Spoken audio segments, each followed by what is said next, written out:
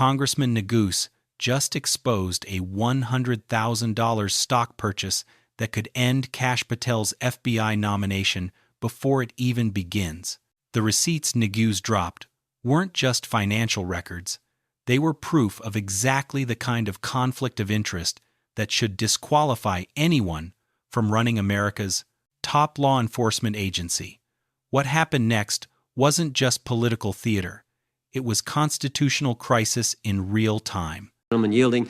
With that, we now recognize the gentleman from Colorado. Thank you. Thank you, Mr. Chairman, for holding this hearing. Thank you, Director Patel, for being here today. I have a couple of questions regarding a terrible shooting that occurred in Colorado, a state, as you may know, that I represent. You've testified previously about, I think, what you would describe as your efforts to provide more information regarding the investigation with respect to the horrific assassination of Mr. Kirk. And so, in that same vein, I'm hoping you can provide this committee and my constituents in Colorado with some clarity. Absolutely. I think, as my colleagues know, in Evergreen, Colorado, Jefferson County, a county that I proudly represent, at Evergreen High School, a shooter ultimately injured. 2 students were praying for their swift recovery. There's an article here from Colorado Public Radio. The title is, quote, FBI was already investigating an account that may have been linked to the Evergreen shooter. You're familiar with the circumstances generally, Director, regarding this terrible tragedy. Yes. So my understanding from the public reporting is that an organization reported to the FBI in July of this year regarding, just reading here from the article, that the FBI opened an assessment into a social media account user whose identity was unknown and who was discussing the planning of a mass shooting with threats nonspecific in nature. This is the FBI's statement to the press. And that the FBI continued to work this assessment investigation to identify the name and location of the user up until September 10th, 2025, which was the day of the tragedy. Can you provide us some clarity on what were the impediments to finding, the account user, and maybe describe in greater detail the FBI's work in that regard? Generally speaking, yes, because I know even though the shooter's deceased, the investigation we're not done. Sure. And so the impediments to finding these individuals, and you highlight a great point. We had 2 huge tragedies in the span of days in this country. The school shooting in Evergreen, Colorado being one of them. And proactively going out onto these social media platforms, which are so large, is our biggest impediment. And we need to rely on the service providers. There's actual legislation, I can't remember the name of it, that's up for renewal, which will, and I think at the end of the month, which gives service providers the ability to report that information in from their end without liability. We need that to continue, because while the FBI has so many people and the police are great at doing it, there's just too many platforms to cover down on. Well, I appreciate that, Director Patel, and I think we're certainly, I'm interested in continuing this conversation, because I think the reporting suggests that there's a pattern, and that ultimately we want to make sure that law enforcement is able to prevent this kind of tragedy from happening in the future. I have a question. It's not meant as a gotcha question, so it just frame it there. But it is in regards to some reporting around a periodic transaction report that you had filed earlier, this year. So this is in July, pursuant to the ethical obligations as a senior executive official. You remember filing that in July? Yes. Yeah, so in that report, as best as I can surmise, you disclosed that you divested $100,000 or more in a variety of different stocks, which I presume was pursuant to the ethics agreement that you negotiated with the Department of Justice. In that same report, there's a disclosure regarding purchases of 2 different transactions. So between $15,000 to $50,000 in a national coffee house chain, and between $50,000 to $100,000 in a semiconductor company on May 9th and May 12th. Are those transactions that you're doing personally, or are these through a stockbroker, or are these transactions that you're handling yourself? So how they happen is I submit proposals under DOJ guidance to say, hey, I would like to trade this or that, and they run their review, and the FBI runs a review, and then they come back and say yes or no, and then I make the transaction. Is there a reason that you decided to make the purchases into those 2 companies? Generally speaking, before I got this job, I was, trading stocks, but not a lot, like most people, and I just follow certain industries, and I thought they would be a good investment. So the reason why I ask, right, because you had divested in other companies. Yeah. And I presume that wasn't because there were actual conflicts. It's just that you wanted to avoid an appearance of impropriety. It was both. Both. But not all of the companies were conflicts. Whatever they make divested from. I don't make the call, they make the call. Sure. Yeah. I guess my point would be, the reason why I ask is, why I said it's not a gotcha question, I have for years led an effort here in Congress to try to ban members of Congress, senior executive officials, from trading stocks. And it's bipartisan in nature. We're working really hard to get that done, Republicans and Democrats.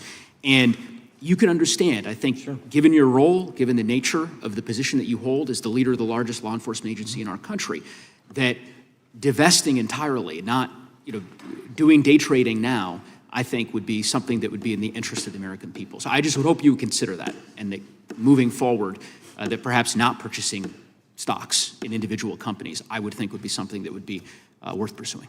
Gentleman's time is... I'm happy to give the witness an opportunity to answer. Thank you. I'll work with you on it. Gentleman from... What Congressman Neguse did in that hearing wasn't just political theater. It was a masterclass in how to expose potential conflicts of interest that could compromise the nation's top law enforcement position. When he dropped those stock purchase documents, he wasn't just revealing a transaction. He was exposing a pattern of behavior that raises fundamental questions about who should control the FBI. Let's break down what actually happened and why it matters so much more than the partisan noise suggests.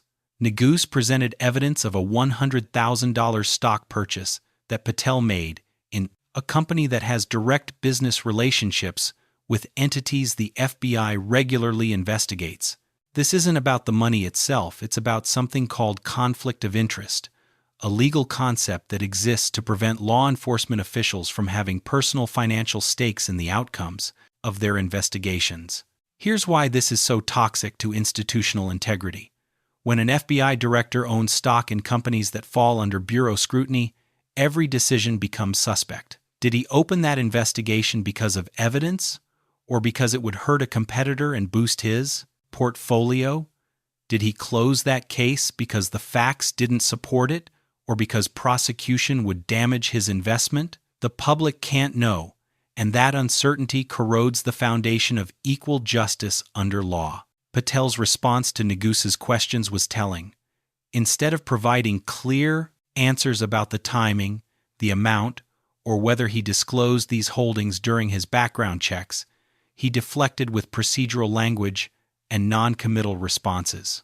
That evasiveness matters, because transparency isn't optional for someone seeking to run the FBI. It's the minimum threshold for public trust. But there's a deeper institutional problem here that goes beyond one stock purchase. Neguse's line of questioning exposed how political appointees can use financial complexity to obscure potential conflicts. Most Americans don't track disclosure requirements or understand blind trust mechanics. They assume that if someone passes a background check, they're clean. What Neguse revealed is that the system relies on voluntary disclosure and good faith compliance standards that break down when political loyalty becomes more important than institutional integrity. The timing of these purchases also raises uncomfortable questions. Were they made while Patel had access to non-public information through his government roles? Did he know about pending investigations or regulatory changes that could affect stock prices without full disclosure of dates, amounts, and decision-making processes? The public is left to guess whether their potential FBI director was using insider knowledge for personal gain. Consider what this means for ongoing investigations. If Patel becomes FBI director while holding these financial interests, every major case involving corporate fraud, regulatory violations, or financial crimes becomes a potential conflict. Career agents would have to navigate around their director's portfolio, and prosecutors would face questions about whether cases were pursued or dropped for financial rather than legal reasons. This isn't theoretical. The FBI regularly investigates securities fraud, corporate corruption, and regulatory violations. When the director has personal financial stakes in the outcomes, the Bureau's independence becomes a fiction. Public trust erodes, cooperation decreases, and the effectiveness of law enforcement suffers. Neguse also highlighted how these conflicts cascade through the institution. When career professionals see leadership making decisions based on personal interest rather than public duty, morale collapses. Talented agents and analysts leave for positions where they can do their jobs without political or financial interference. Institutional memory walks out the door, and you can't rebuild decades of expertise overnight. What should happen now? First, complete financial disclosure. Every investment, every business relationship, every potential conflict should be made public. Second, mandatory divestiture or blind trust arrangements for any holdings that could create conflicts. Third, ongoing oversight to ensure compliance isn't just a confirmation hearing performance, but the real solution is cultural. We need FBI directors who understand that public service means putting national interest ahead of personal gain, who see transparency as a strength rather than a vulnerability, and who recognize that institutional integrity is more valuable than any stock portfolio. The stakes here aren't partisan. They're about whether Americans can trust that their law enforcement agencies operate on evidence and law rather than political calculation and personal profit. Neguse's questions were a stress test of that trust. Patel's evasions were the answer, and if we care about a functioning justice system, we have to treat those evasions as what they are, warning signs that demand action, not political theater to be dismissed.